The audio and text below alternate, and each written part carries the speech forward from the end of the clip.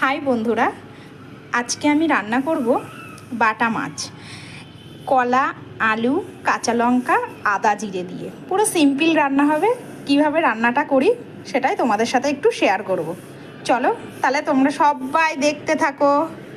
এই যে বাটা মাছ, লবণ হলুদ মাখিয়ে আমি 10 মিনিট রেখে দিয়েছিলাম। এবার মাছটা আমি ভেজে নেব।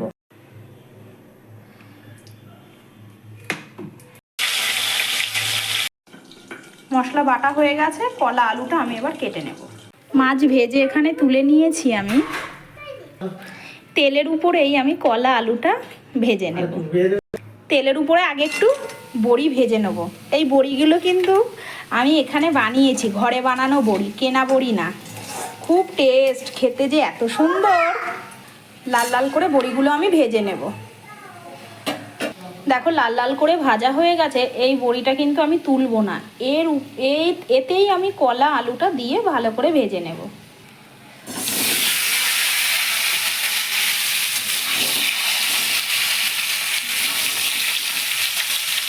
পরিমাণ মতন লবণ দিয়ে নেব, পরিমাণ মতন আমি হলুদ দিয়ে নেব।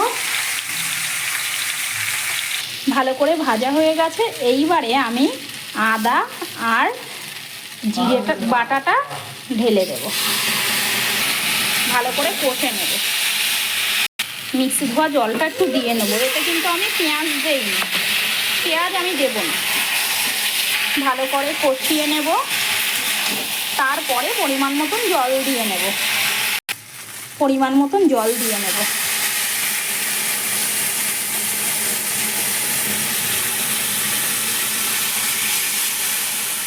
চলো দেখি তাহলে। এই দেখো, এখনো মাছ দেইনি এতে, এবার দেব। নামিয়ে নেব। এবারে কড়াইতে তেল দেব, গোটা জিরে ফোড়ন দেব,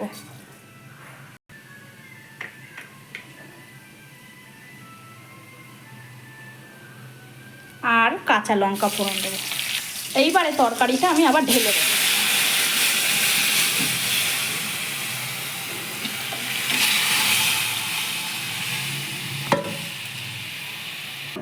এখন আমি ভেজে রাখা মাছগুলো দিয়ে নেব। এতে দিয়ে একটু ফুটিয়ে নেব।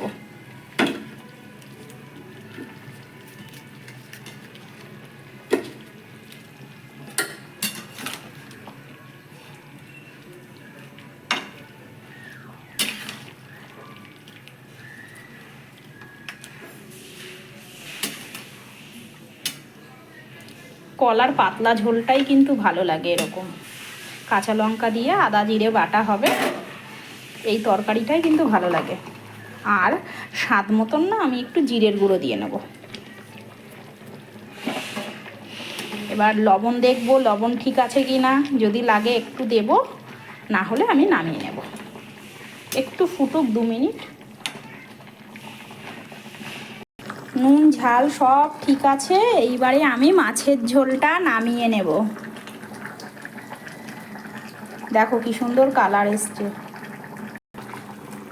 বাটা মাছের তরকারি কিন্তু কলা আলু দিয়েই ভালো লাগে, না হলে সর্ষে পোস্ত দিয়ে ভালো লাগে।